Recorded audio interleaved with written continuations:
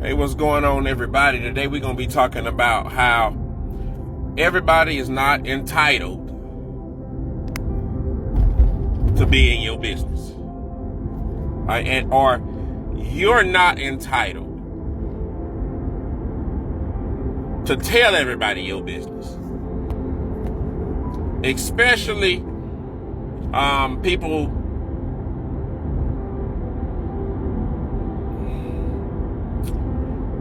that are close, family members, different things of that nature, because most of the time it be our family that feel like they are entitled to know every single thing that you do. That is not the case. All right.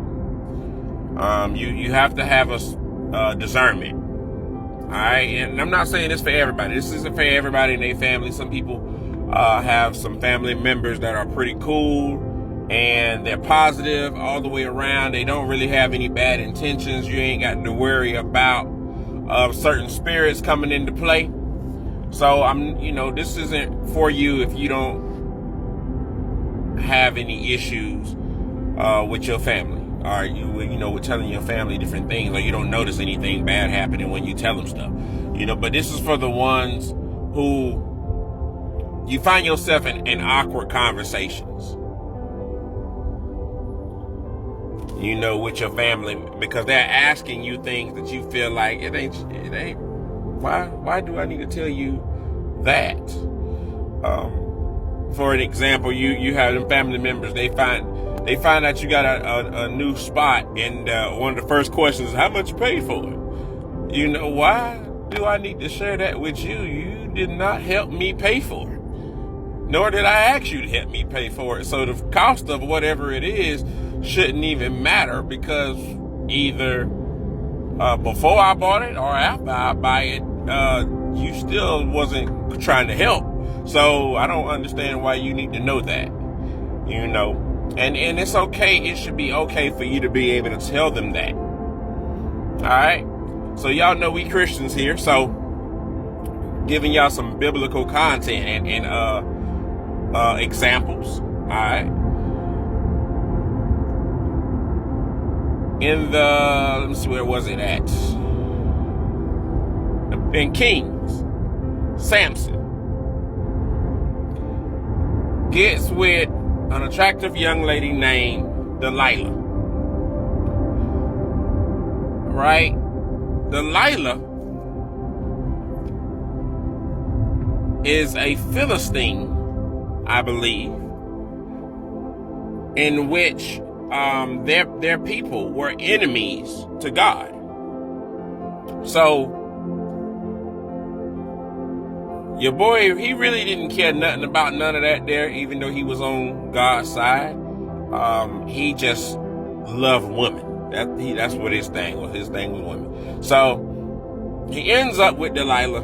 Delilah is kind of cornered by these Philistines, and they're telling her, hey, this is what you need to do, and we gonna pay you to do it, pretty much.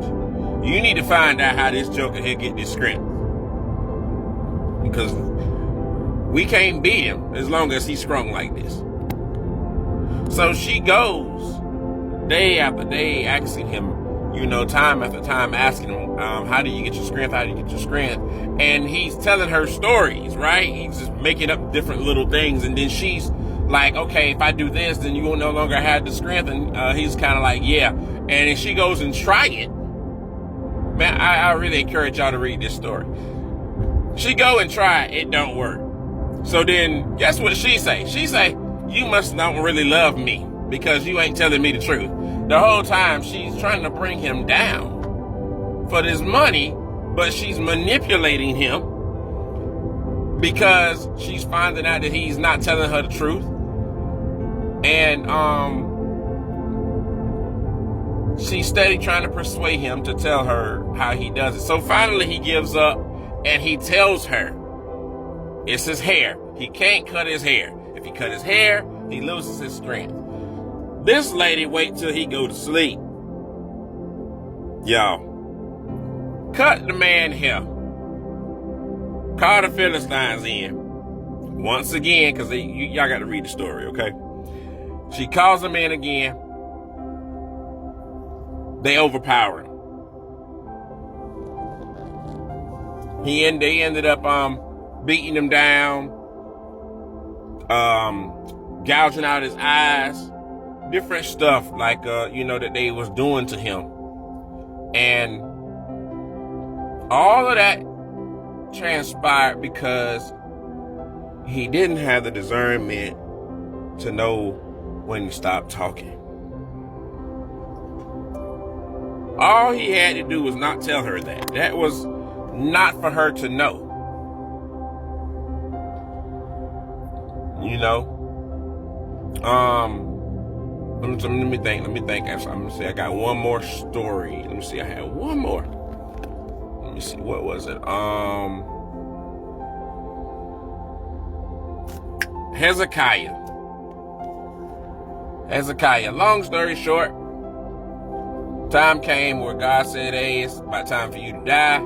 He prayed and did some other things, and God gave him 15 more years. And in the midst of this, he decides, I'm going to tell everybody how much money I got. I'm going to invite people over to my house, show them everything that I have. And the consequences of him doing that, not having the discernment to not show these people his business, because this was his business, they come and rob him. They come and rob him, guys. So I'm saying that to say, don't be telling everybody your business, because see, this thing here, this is spiritual. There's something called monitoring spirits. And the way that people get a monitoring spirit, they're just demons who seek out information about us. The way that they get access to people is if a person is struggling with, pornography, and he's doing that in secret. He don't understand that he has opened a door, or she doesn't understand that she has opened a door, so that this entity can come in and out whenever it get ready to. And a lot of times, when it comes to seeking information about another individual, it comes when you're most vulnerable. It comes when you decided, oh, this is going to be the person that I trust with everything. And then after you done told that individual, you start, when everything was going good, you start noticing that now all kind of random problems are happening. They keep occurring. This is the results of those monitoring spirits. So guys, I just want to encourage you, you are not obligated to tell nobody your business. Your business is your business. It is your business. Don't be unrighteous with what I'm saying. Don't use this and try to use it for any unrighteous reason. All right? But like I said, when it comes to you making certain moves, business decisions, different things of that nature, things you're buying, like I said, buying a house, you're buying cars, it's nobody's business to know that you got that stuff. That's your stuff. God got that for you. Nobody else has to know. They'll see it when they see it. Alright? But I just wanted to drop that gem on you guys, because it was something I had to learn as well. We love you guys, and I'll talk to y'all guys next time. Peace.